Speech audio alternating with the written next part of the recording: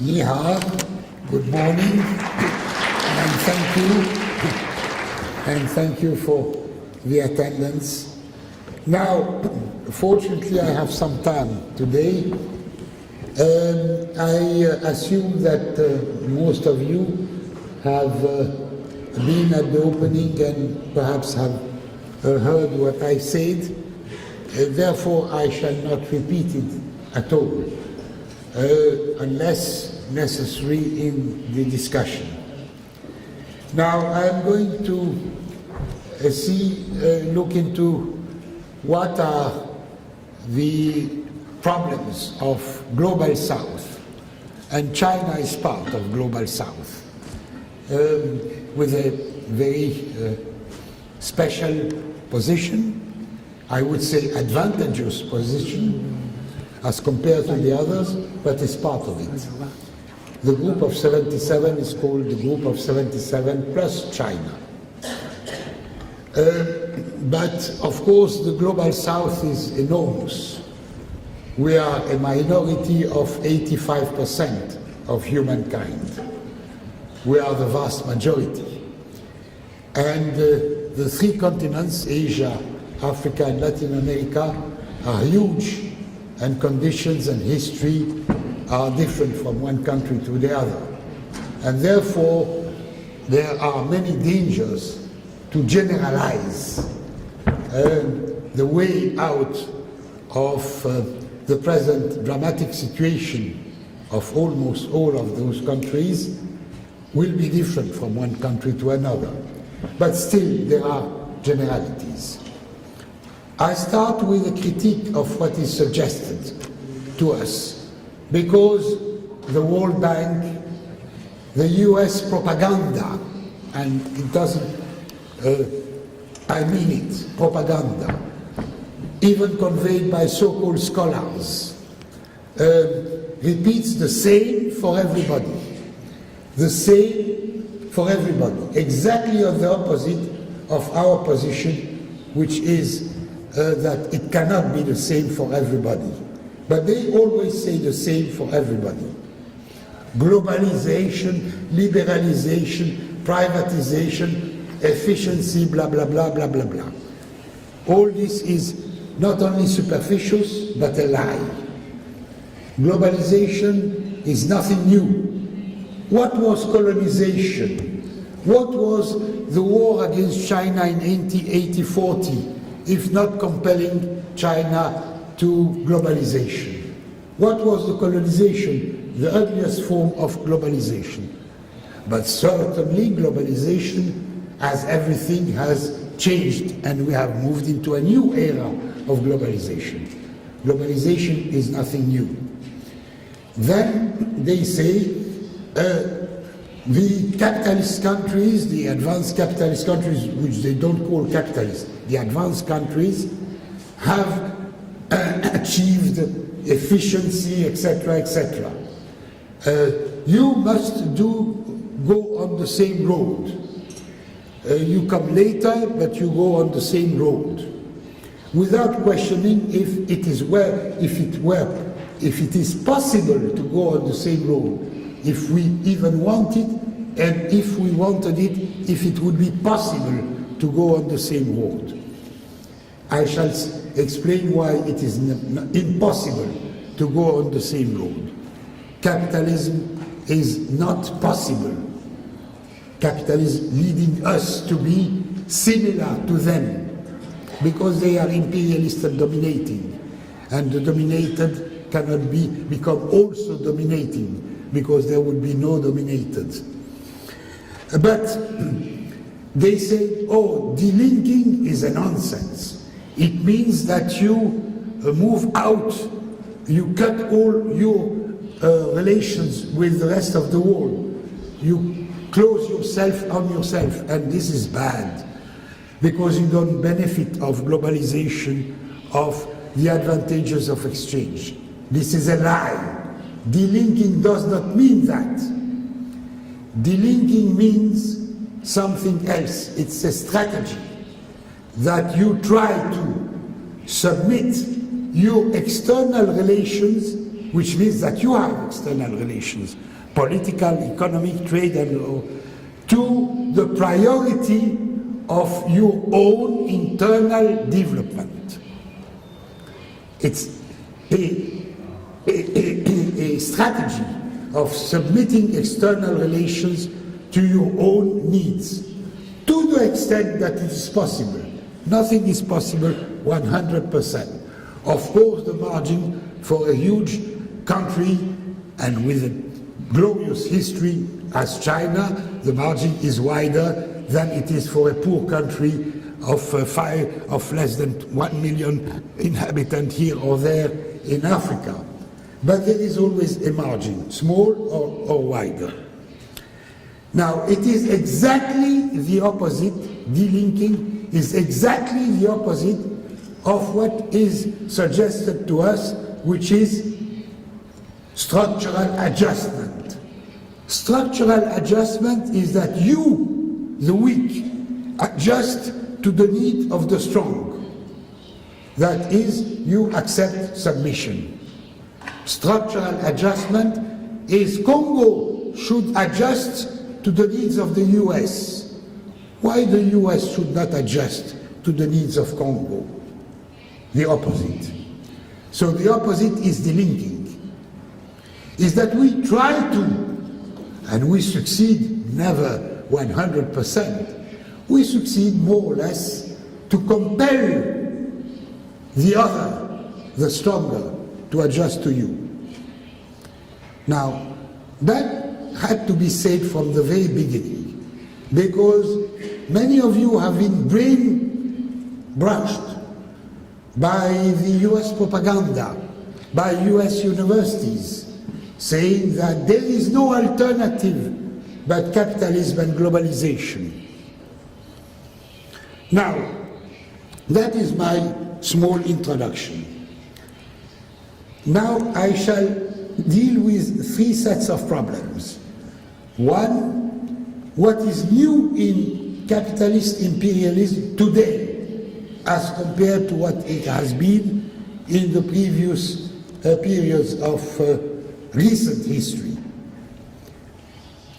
Because if we want to know what are the challenges to which we are faced, we cannot remain on generalities such as capitalism, imperialism. They are realities, but these are realities who have changed throughout recent history, throughout history and recent history. And we ought to be precise on what are the challenges today. They are similar and different from the challenges which China and other countries have been confronted to 100 years ago, 150 years ago, or even 50 years ago. Second point will be how the peoples and the nations, and eventually the states of the South, of the global South, have reacted to that challenge in the recent past, that is after World War II, which I'm calling the Bandung era. The first huge wage of national liberation struggles leading to changes, social, political and economic, inside, and to changes in the global order. And third point will be, and what about today? Can we benefit from the lessons of Bandung to imagine strategies for Global South to move out of its being not only dependent but exploited, super exploited, to the benefit of monopoly capital of the triad. Now, first point, what is new? Imperialism is nothing new. Lenin, but also Hilferding, Hobson, at the end of the 19th century, noticed that capitalism has moved from industrial competitive capitalism of 19th century into the era of monopoly capital and the associated imperialism to that monopoly capital. I shall not go back to discussing that theory because I have another theory, that capitalism has been imperialist from the very start. That is not, imperialism is not related necessarily and exclusively to monopoly capital. What have been the conquest and destruction of the peoples and nations of the Americas, if not precisely a pattern of imperialism and globalization at the very beginning of modern capitalism, of historical European capitalism. But I shall say the following. Imperialism has itself, monopoly capital, has itself moved through various stages. I think that in a very short period, exactly between 1975 and 1990, 15 years. In those 15 years, there have been a qualitative change in monopoly capital.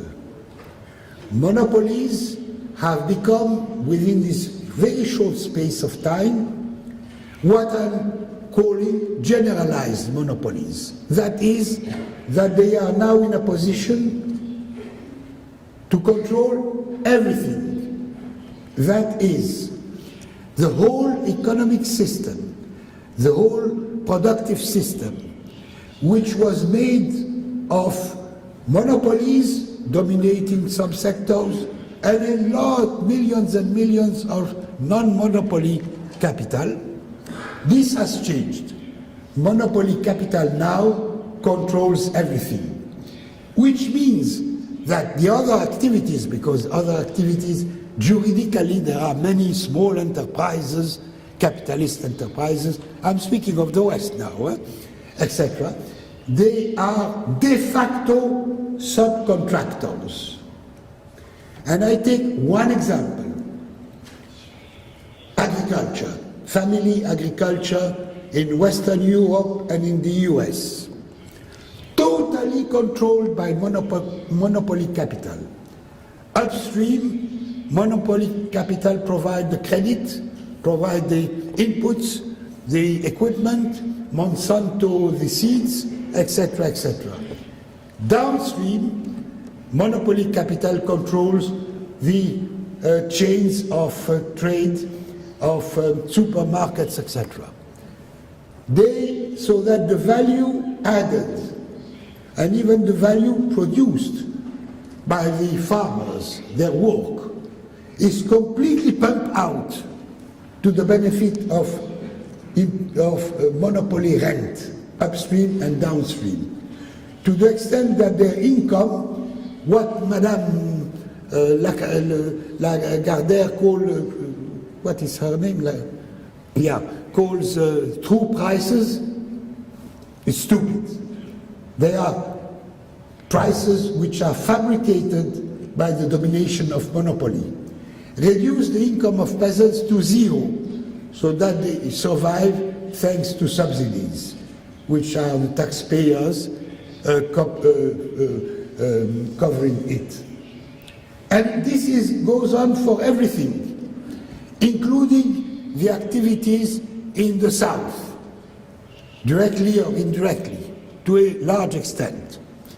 That is something qualitatively new. Qualitatively new.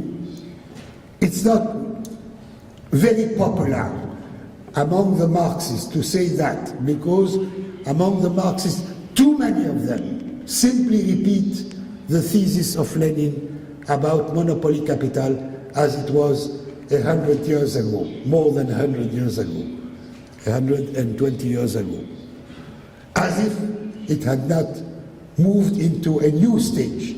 I submit that it has moved into a new stage, and this is essential to understand the real challenge. The consequences of that are fabulous. One, capitalism has become the dictatorship of oligarchies. Dictatorship of oligarchies in the United States, in Europe, in Japan. The demonstration in New York with the 99% is correct. 1% is controlling everything in the US, and even less than 1% in the number of people. Now, second, that means that it's the end of democracy. Democracy has become a farce. Electoral democracy leads nowhere, because if any majority would be against the dictatorship of the oligarchy, they are annihilated immediately and compelled to adjust. Now, the other consequence of that is that we have moved, imperialism, the word imperialism, corresponded in the time of Lenin of imperialist powers, countries, plural. There were British imperialism, it was the dominating, US nascent imperialism, German imperialism, moving on, French imperialism, traditional, etc. It had to be conjugated in the plural. Today we have the collective imperialism of the triad, that is US, Western and Central Europe. I don't speak of Eastern Europe, they are semi-colonies of Central Europe, of Germany in particular, and Japan. Now, it's a collective imperialism. One may say, oh, Samir Amin is on the line of Kautsky with the theory of super-imperialism, etc. I don't care about that. I'm not speaking of super-imperialism, because states remain a reality. Even in Europe, there is no Europe. And we can see it very clearly on every problem. There is no a global state, even a global state of the North. There is no a global bourgeoisie of the North. But there is a deep strategic alliance with a hierarchy. The chief is the US, and the others are what I call subaltern allies, the Europeans and the Japanese. But they have common interest in the sense that they are aware that they cannot dominate the South. That is, they cannot dominate China, India, Southeast Asia, the Arab countries, the African countries, Latin America, the Caribbean, without having a common strategy. And the common strategy starts from the military strategy. NATO is the central organization of this collective imperialism. And the alliance with Japan is similar since the San Francisco Agreement. Now, this is my first point. This is the challenge that we have to face today. Now, second point, how the challenge of being submitted to the previous stage of imperialist globalization have been met by the peoples, the nations, and the states, whenever there were states, of the South. It is post-War II. World War II has created a new situation. Nazism was defeated. It was not defeated by the Americans. It was defeated by the Soviet army, almost alone. 90% of the effort. Japan was defeated. It was defeated by the Chinese people. It was not defeated by the Americans, even if they achieved their victory by bombing. Now, it had created, therefore, a new situation in which the peoples of Asia and Africa, who had been compelled to accept being dominated and had adjusted or tried to adjust to that. Not for so long, we have a long history. We are in China, long history. I am Egyptian, a long history. So for us, 100 years is a small drop in the ocean of our history. But had been compelled to. Now they started, no, we shall not accept it. And the victory, the fantastic victory of the Chinese people led by the Communist Party in a war of liberation against Japanese, but simultaneously a peasant revolution and simultaneously a revolution with a socialist communist perspective, have changed the relations. It's no surprise that a few years later, 55, the countries of the South, or many of them, meet in Bandung, Indonesia. Now, in 1947 or 48, 47 I think, Truman, in fact it was not Truman, it was Churchill. Truman could not think by himself, but Churchill thought for Truman, said the world is divided in two camps. The camp of freedom and the camp of communist slavery.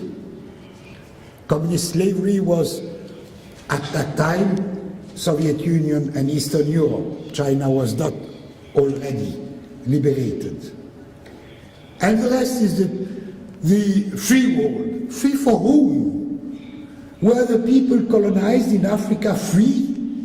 Were the people submitted to colonial and semi-colonial rule free? Free for capital. Only two worlds. The free one, free for capital, but including enormous mass of people oppressed by capital, by their capital, and so-called the Empire of Sin, the communists. 1 year later, Zhdanov wrote a report, and it is a Stalin report, saying the world is divided in two camps. The camps of socialism, restricted to, at that time, 48, Soviet Union and Eastern Europe, and the camp of capitalism, the rest of the world. Very similar to the description, but only qualifying differently. The two ignored the South. Ignored the people who were in struggle against the really existing capitalism. I do remember, because of my age, that I participated in 1951, 52, 53 to a group of communists of the Middle East criticizing the Zhdanov report. Of course, Truman, we don't accept it by definition. But Zhdanov say, no, there are not two worlds, there are three worlds.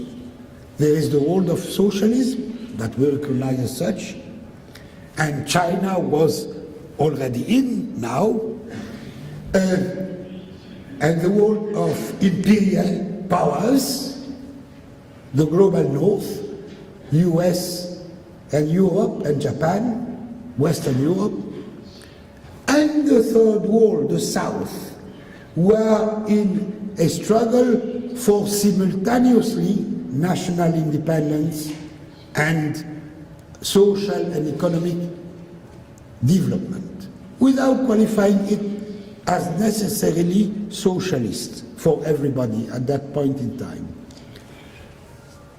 And therefore there are three worlds. I can tell you that we were in contact with Zhou Enlai in that time, and that we criticized in a very diplomatic way Zhdanov, saying that it was good report, but not enough, because it did not give its importance to the coming growing struggle of liberation of the peoples of Asia and Africa. And the answer we received from Zhou Enlai was, think by yourself, which is a very diplomatic way of saying, perhaps you are not wrong. And on this basis came Bandung, April 55. In Bandung I know also that Gamal Abdel Nasser traveled from Rangoon to Jakarta with Zhou Enlai. And it is Zhou Enlai who talked with him about the new situation. And that also changed a lot of things. Now, what Bandung said is the following. We have, or a number of us have, reconquered our independence. It was not given. In a way, China, which formerly had never been a colony, but was semi-colonized, and the Japanese imperialists wanted to change it into a real colony, like Korea. India had reconquered Southeast Asia and Middle East to a certain extent, but not yet most of Africa. But it was to come a few years later only. And some had already started the War of Liberation. The Algerian War has started in 1954. And the Portuguese colonies were to move in very fast in 1960, which accelerated the process of reconquering the independence. But Bandung said, we cannot consider that having reconquered our independence is the end.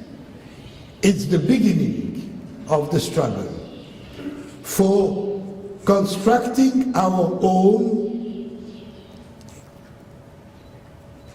modern economy.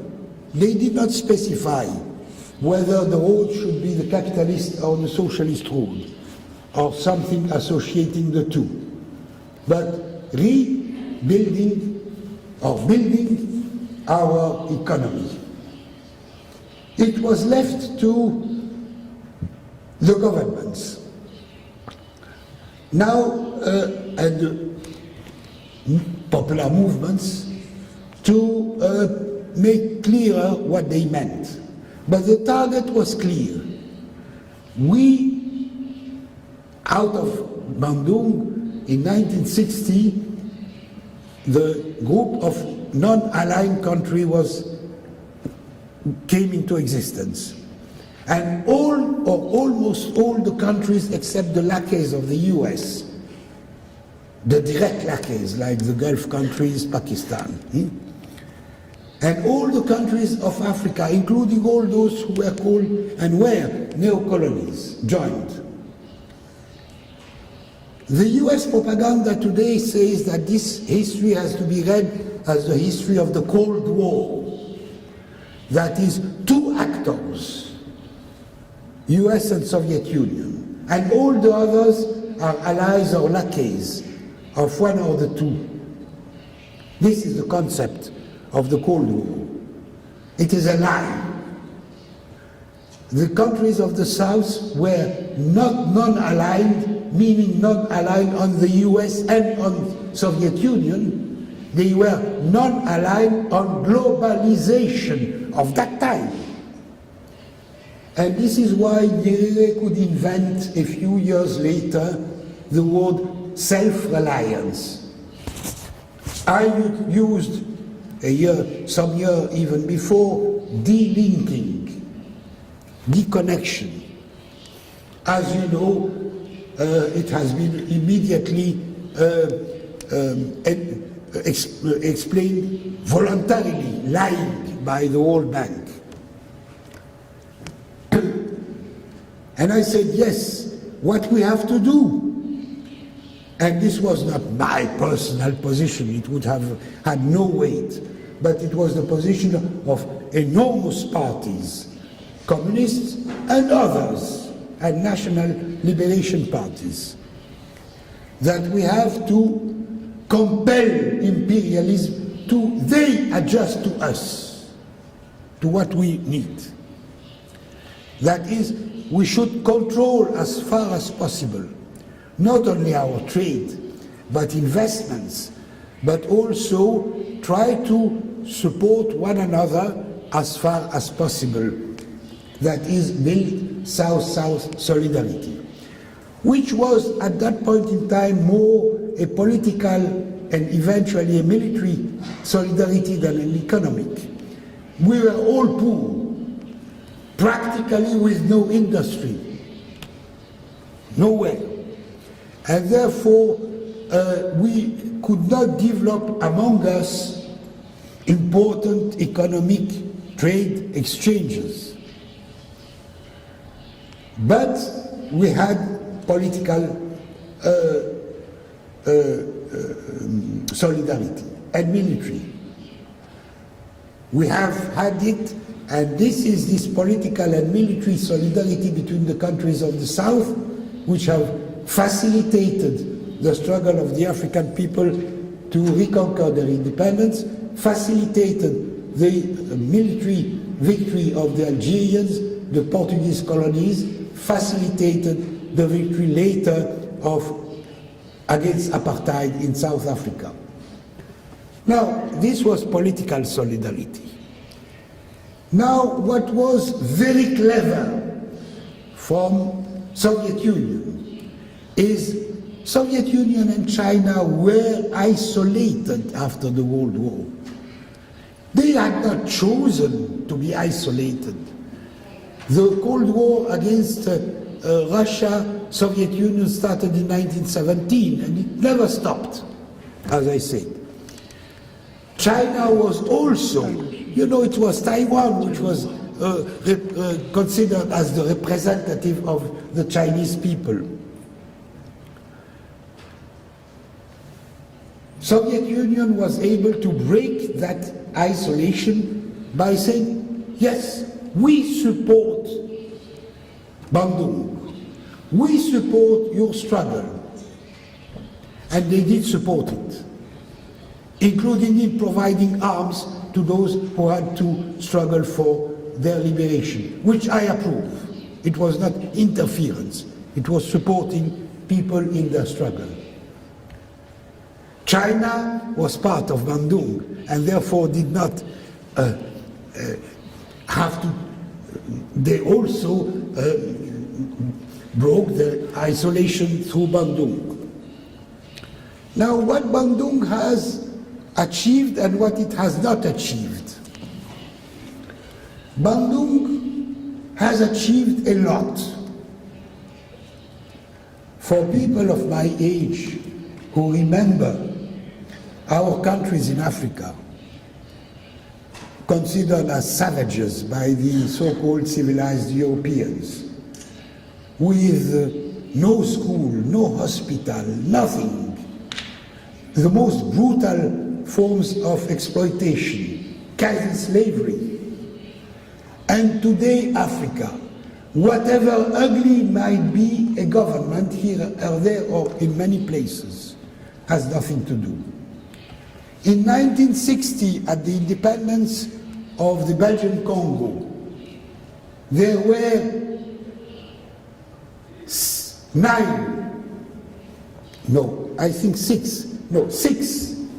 Congolese who have gone, nine Congolese who had gone through studies beyond the secondary school. 9. 6 churchmen and 3 I don't remember if they were 2 doctors and one lawyer, or 2 lawyers and 1 doctor. 30 years later, with the Mobutu regime, one of the ugliest regimes in the history of humankind and in the history of Africa, this figure is now more than 1 million. That is the ugliest African government has done 1 million times or 100,000 times better than colonization. To say that Bandung has achieved nothing is laughable, is simply laughable, enormous. Now, depending on the struggles, Bandung was legitimate because at that point in time in 55, the governments, and I would say in 60 for Africa, the governments were the product of the national liberation struggles, whether the Communist Party in China or whether including a neo-colonial Houphouët-Boigny, a very pro-capitalist reactionary leader, but was the leader of the Parti démocratique of Côte d'Ivoire, which was the party of national liberation and struggled for it. The governments were, to that extent, legitimate. And the one party was not one party because it was decided to be so. It was the result of history, of the unity of the people in the struggle, which had created a one party, in most cases, which was legitimate because it was the party of national liberation. There was coincidence between the states, the nation, and the people. That coincidence gave to Bandung a very strong, and the non-aligned movement, a very strong power. And indeed, during something like 20 years, imperialism was compelled to adjust. That is, to accept its retreat. It was not defeated. Its retreat. And negotiate. It was the time of negotiation on anything. Trade, investment, or political questions. But now we have to see what were the limits. We, the communists, we were divided into 2 tendencies. I'm not saying that one party was on one side, another side, but 2 tendencies operating in a very complicated way everywhere.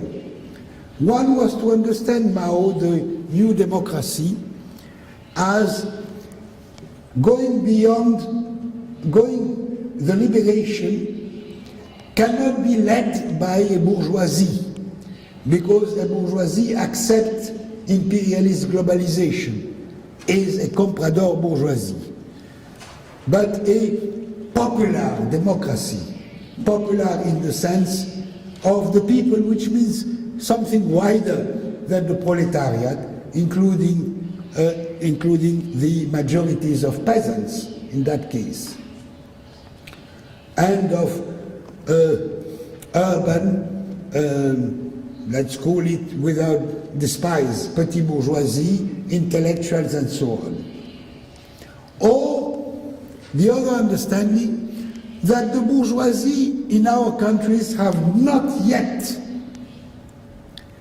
finished their historical role. They can develop our economy beyond liberation and run it. Now, in the case of Egypt, the struggle between the Nasserian and the communists was on that point, and I published recently documents of the 50s and my comment today of those documents, but with the documents. I mean, it's not coming out of the blue. Therefore, there was a wide range of experience of Bandung. There were the most radical, China. 还有10分钟， How 还 many? 有10分钟啊！ No, I have still. I started at 9:15, and you gave me 1 hour, so I have still some time. And so I go a little faster.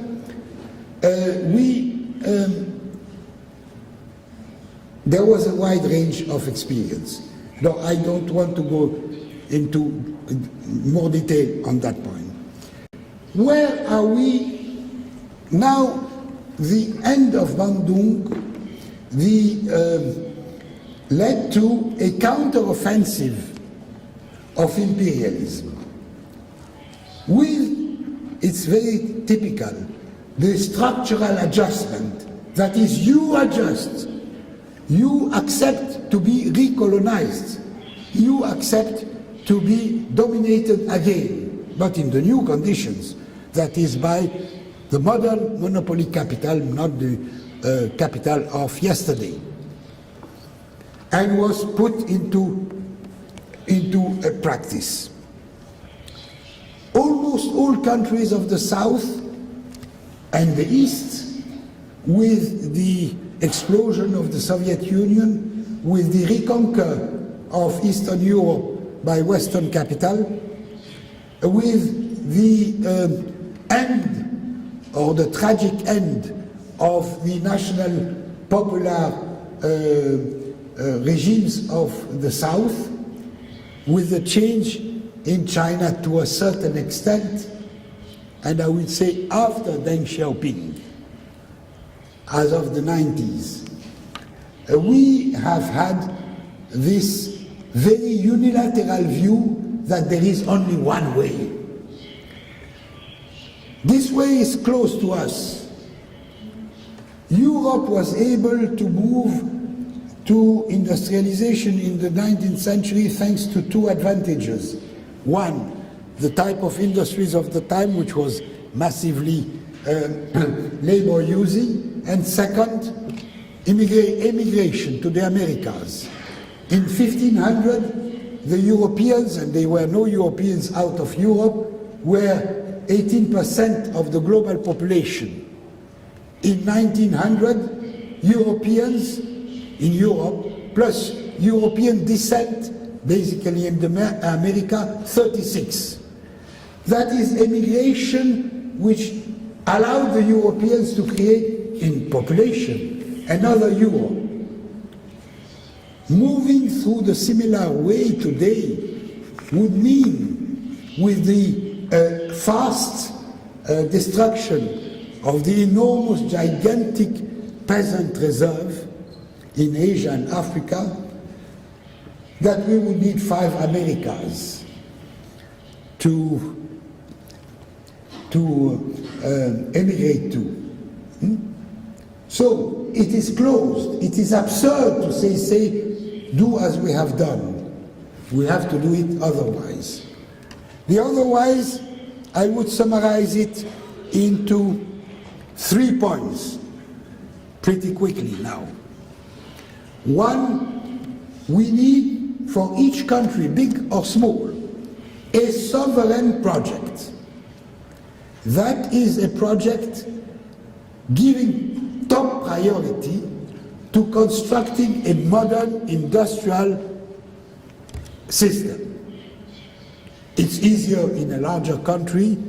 In a small country, it would need to be in cooperation, strong cooperation with others, but a sovereign project. That is, no item should be accepted, no policy without negotiation, and true negotiation. We don't accept the rules of the game. Competition, open competition, which provides efficiency, all this blah blah. efficiency for dominating and exploiting, not efficiency for constructing our own future. Negotiate a sovereign project. That is very important, because today the ideology of so-called globalization is that we should not insist on our national, it's nationalism, it's quasi-chauvinism, it's narrow-minded, we must open, etc., etc. Open means Americanized. So that is one. Second, this industrial system should be interconnected, connected with a pattern of agricultural development different from the capitalist one. Because the capitalist way was to reduce fast the rural and agricultural population, which was, as I say, made possible because of the massive labor-intensive industries and the massive emigration, and both are close to us today. Therefore, another pattern of revival of the peasant agriculture as opposed to capitalist agriculture. Peasant agriculture doesn't mean no market, but it means a market-dominated, negotiated market by the actors, in that case the peasants, and let's say on the other side the consumers who happen to be urban, but not consumers as such, but and with the interaction of the state. I have written more and in detail for the conference of Bandung, for the anniversary of Bandung during the last months and years on that. Now, in that respect, there are very few experience, menaced as every experience, but positive to a certain degree or to a large degree. I think there are two experiences of that, and only two, China and Vietnam. Because of the nature of their own revolution, they did not give the land as property to the peasants, but organized under the umbrella of formal state property, access to land more or less just or unjust, with nothing is perfect, to land. And now I visited 2 years ago in China with Lau Qinshi, Wen Tiejun and others, a lot of experiences in 9 provinces or 8 provinces of China, of the attempt of renewal of the peasant agriculture, not as a folklore or a museum for tourists, but with a dynamic of moving up the potential productivity of that peasant agriculture. Nowhere else. And last week, not only 10 days ago, I was in Cairo. We had a meeting with the peasant organization who are struggling against capitalism, which is dispossessing at a fast rate the poor and middle peasant to the benefit of the rich peasant, but also of the modern agro-business, Egyptian associated as subcontractor of international, basically European and US. Now, that is the question. Now, this, I have no a formula for everybody, because it depends on the historical conditions and on the natural and other conditions, but the principle should be the same. The third one, the third point, and this is my last point, in that program, would be to recreate South-South solidarity. I don't speak of cooperation, solidarity. which of course is one political solidarity, including eventually military solidarity against the aggressors, are always the same, the US and the Europeans behind, and the menace of Japan. But also, we now can have more than trade. And China has a big responsibility in that, or a special responsibility, because China is among all the countries of the South the most advanced on many fronts, on industries, industrial capacities, and therefore, and technologies, the mastering of technologies. Other countries have, to lesser degree, but various degrees, that also. Now, China should not offer just to the countries of the South opening a little similar to the opening that the West is requesting from those countries. That is, free trade with you or trade with you. Investment, including for land grabbing and things of that kind, which is plundering the resources of the victims. But projects, agreements, treaties, providing the support to the construction of the integrated industrial potentials, possibly help in studying the vision of renewal of the peasant agriculture. There is a counterpart for that, for China. China needs access to raw materials, needs, and we can provide that, but not just on a trade agreement, we sell and we buy, but on within a framework of industrialization.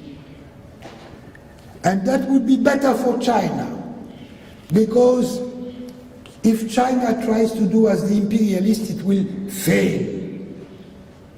Because the imperialists have one weapon to impose their plan. We can bomb you. Chile, 11 September for me is not the famous 11 September, is the assassination of Allende by the US, elected president. If you don't agree on copper in that case, we destroy you and we bomb you. China has not the means to do it. And therefore, if you imagine in China having a similar policy in the name of globalization, you will fail. But if you understand it as Zhou Enlai understood it at the time of Bandung, of solidarity, you will win. And we will all win with you. Thank you.